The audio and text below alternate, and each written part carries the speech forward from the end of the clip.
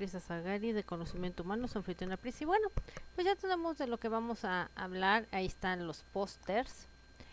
Y bueno, sabemos que hay un antecedente de un libro de Stephen King llamado Eso. Una película entre los años 80 y 90 llamada Eso. Y ahora volvieron a hacer el refrito de Eso, para irnos en contexto.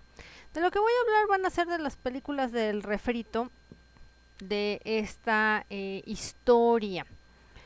Para esto, si ya te viste o leíste el libro, pues ya sabes de qué va. Clásico de clásicos, y que en los 90 se hizo la película para televisión en dos partes, para poder contar toda la historia del payaso Pennywise y de sus protagonistas, que son el Club de los Perdedores.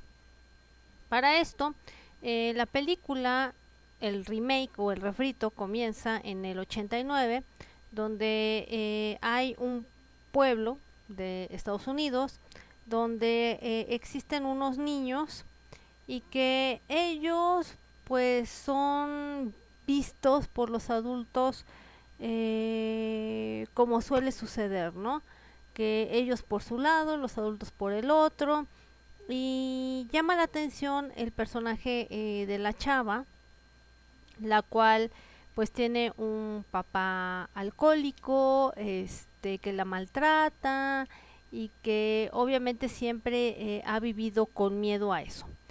Cada protagonista de esta historia tiene algún miedo hacia un adulto por la forma en que han sido tratados, excepto el protagónico Billy, que Billy, su mayor, pues, entre miedo, entre sentimiento de culpa, que su hermanito se pierde y que, pues, al perderse se siente culpable más bien por esto, porque no quiso salir a jugar con el niño en un día de lluvia.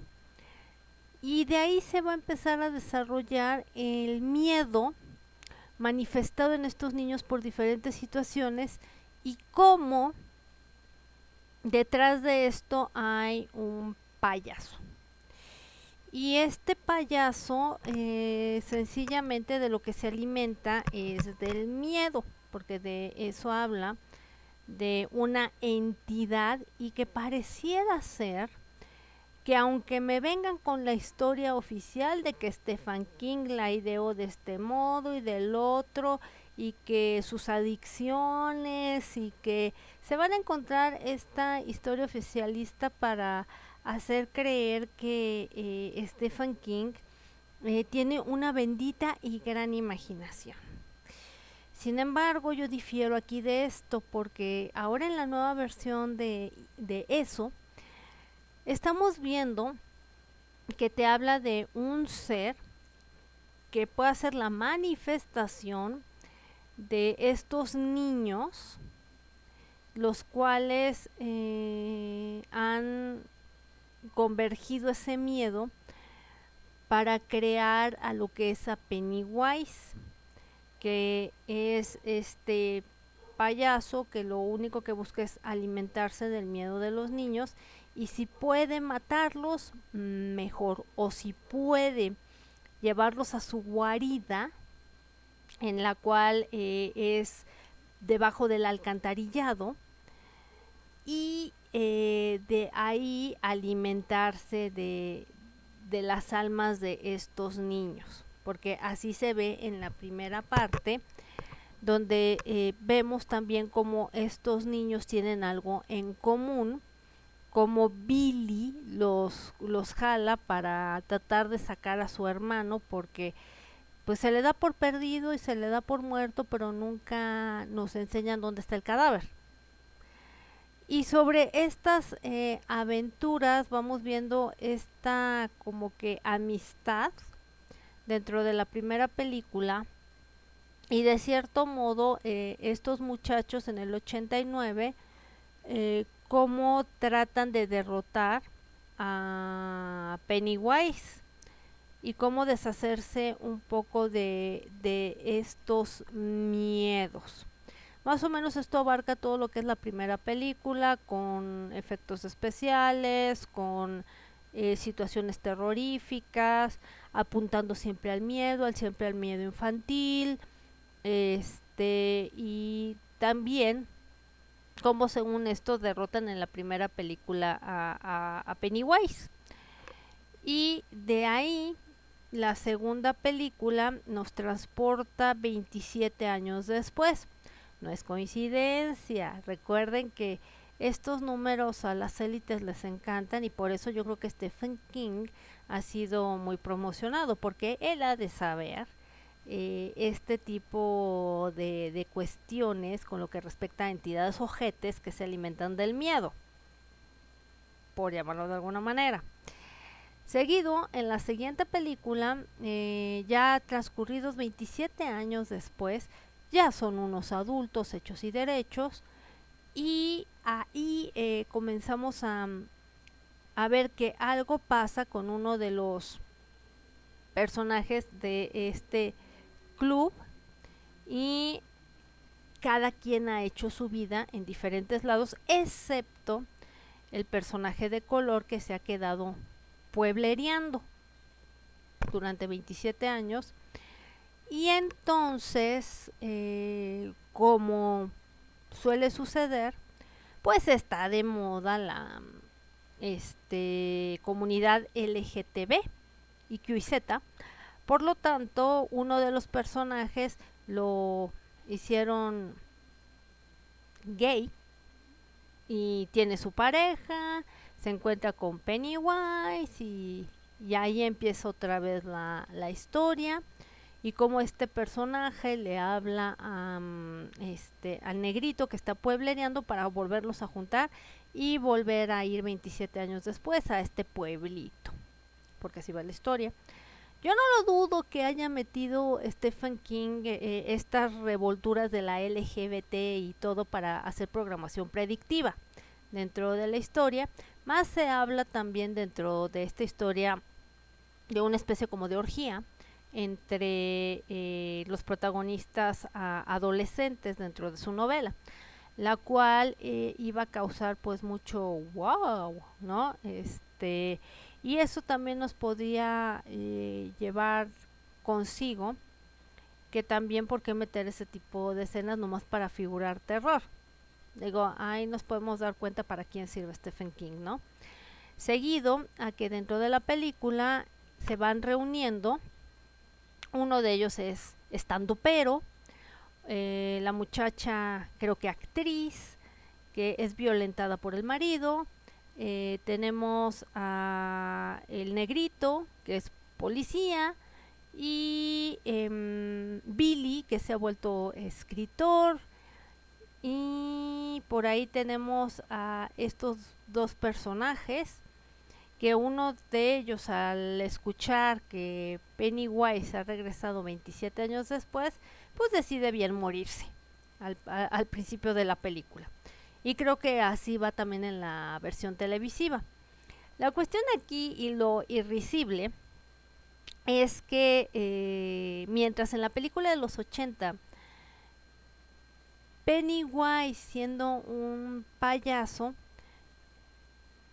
debe de verse amable y afable y agarrar a su víctima y convertirse en lo que es malo.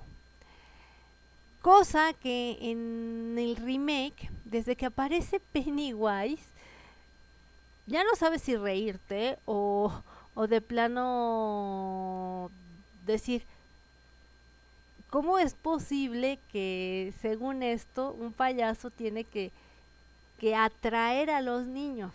Cuestión contraria de el Pennywise de esta nueva remake, que de plano sí se ve que está desquiciado y que sí se ve que de cierto modo está para causar terror desde que lo ves. Entonces a mí la neta me causó risa de ver la actuación. En algunos momentos se ve, ¿cómo se llama? Los efectos de computadora, de repente el guión, aunque está bien hecho, la sobreexposición de lo que vendría siendo animación por computadora llega a un punto que te llega a hartar.